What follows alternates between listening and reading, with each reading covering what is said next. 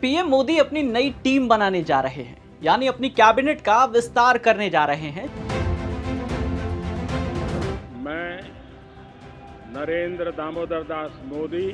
इससे पहले जब साल 2019 में सरकार का गठन हुआ था, तो उस वक्त प्रधानमंत्री समेत कुल 58 मंत्रियों ने शपथ ली थी। बाद में अकाली दल की हरसिमरत कौर बादल, शिवसेना के अरविंद सावंत ने मंत्री पद छोड़ दिया।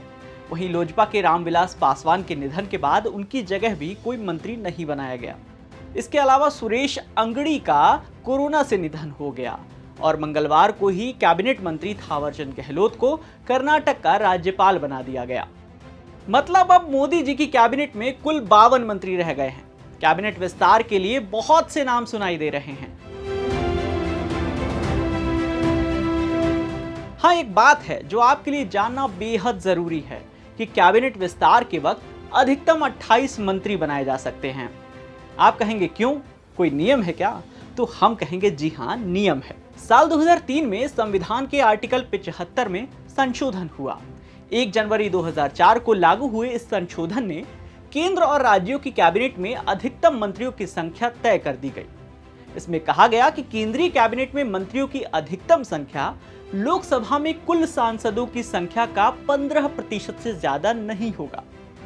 अभी लोकसभा में अधिकतम 543 सदस्य हो सकते हैं, यानी मोदी कैबिनेट में प्रधानमंत्री समेत अधिकतम 81 मंत्री हो सकते हैं। इसके अलावा इस संशोधन में राज्य मंत्रिमंडल के कैबिनेट में अधिकतम मंत्रियों की संख्या भी तय कर दी गई थी। राज्य की विधानसभा की कुल सदस्य संख्या के 15% सदस्य ही मंत्री बन सकते हैं। लेकिन जब यह संशोधन हुआ तो उस वक्त कई राज्यों में जंबो कैबिनेट वाली सरकारें चल रही थी। उत्तर प्रदेश की विधानसभा में सदस्यों की संख्या 403 थी। उस वक्त समाजवादी पार्टी के मुलायम सिंह यादव मुख्यमंत्री थे और उनकी सरकार में 98 मंत्री थे, यानी कुल सदस्य संख्या का करीब 25%। वैसे यूपी में जंबो कैबिनेट बनने की शुरुआत 1997 में भाजपा की कल्याण सिंह सरकार में शुरू हुई थी। उस वक्त कल्याण सिंह की कैबिनेट में 93 मंत्री थे। उसके बाद राम प्रकाश गुप्ता के सरकार में 91 मंत्री थे और फिर उनकी जगह सीएम बने राजनाथ सिंह की सरकार में 86 मंत्री थे। वहीं मुलायम से पहले मुख्यमंत्री रही मायावती की सरकार में भी 87 मंत्री थे। उधर बिहार में भी उस वक्त राबड़ी देवी की सरकार चल रही थी। उनकी सरकार में भी 82 मंत्री थे। वहां विधानसभा में कुल सदस्यों की संख्या 243 है, यानी कुल सदस्य की संख्या के करीब 34% मंत्री थे। इसी तरह महाराष्ट्र विधानसभा 288 सदस्यों वाली थी। वहां उस वक्त की सुशील कुमार शिंदे सरकार में 69 मंत्री थे, यानी सदस्य संख्या के करीब 24% मंत्री। इस तरह केंद्र में उस वक्त की अटल सरकार में भी 80 मंत्री थे।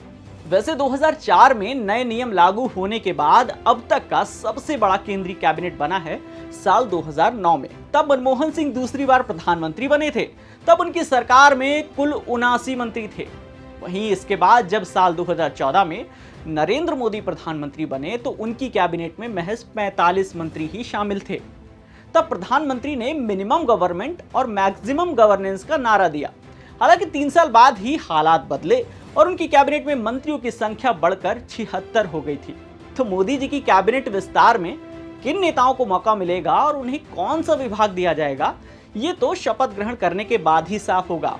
इस मुद्दे पर हर पल की अपडेट के लिए जुड़े रहिए दैनिक भास्कर ऐप के साथ। शेयर और डाउनलोड करें दैनिक भास्कर ऐप।